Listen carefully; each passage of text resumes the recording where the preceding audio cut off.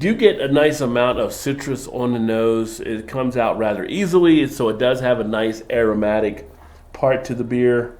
Today, I'm going to get into one from Sun King Brewery. They are out of Indianapolis, Indiana. It is going to be a look at their Osiris Pale Ale. So this is actually one I had previously this year when I was in Indianapolis for the Craft Brewers Conference. But a great little brewery there. If you get a chance, would definitely say stop into Sun King when you're up in that area. This beer, it is a pale ale. It comes in at 5.6% ABV. Now, the one thing I will say, can design nice and all, but as always, when it's not there, I have to point it out. It doesn't mention the ABV on the can. Not sure how in 2025 we still have breweries that don't have the ABV on stuff. It does happen.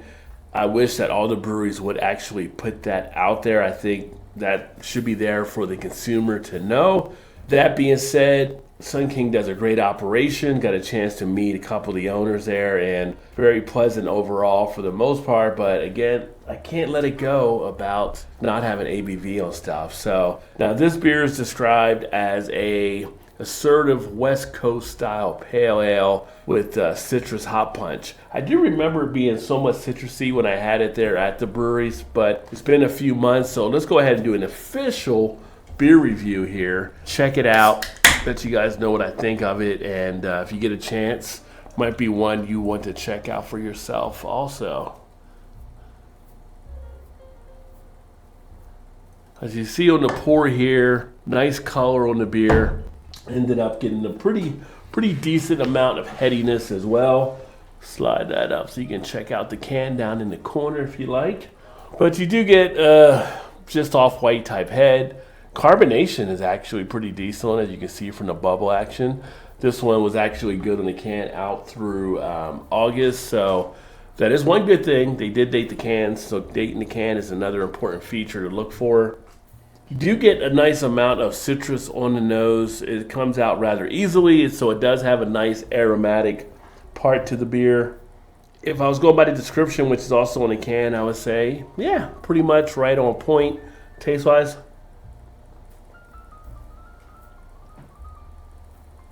Definitely get orange, tangerine, grapefruit. So yeah, hitting on the citrus type notes. Has a nice pop of the flavor in there. For a pale ale, right on where you kind of want it to be. Getting some nice duration of the flavor on the back end as well. I'm getting a little bit of that nice drying effect. Get a little bit of a kind of sweetness feel in the taste. Get a little bit of an astringent factor. Overall, pretty decent. We'll see if it laces the glass some down here. It should do a little bit of lacing.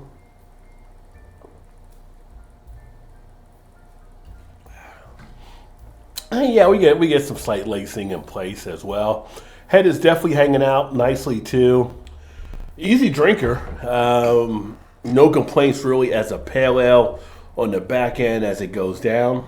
I would say it's definitely one that's good to kind of check out. This is kind of like their flagship beer as well, but decent enough that I think if you have this, you'll enjoy it for being that pale ale. Sometimes you don't want all the hops in your face, and this one, even though it mentions assertive, the hops are there, but not overly done, but you get that nice feel to them, as it should. So, Osiris Pale Ale, Sun King Brewery, Indianapolis, Indiana.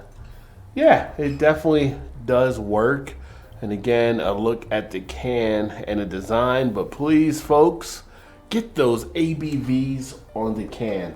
Have you had this one? If so, let me know what you thought of it by dropping a comment below. If you've had any of the Sun King beers, let me know. Let me know what your favorite one may be.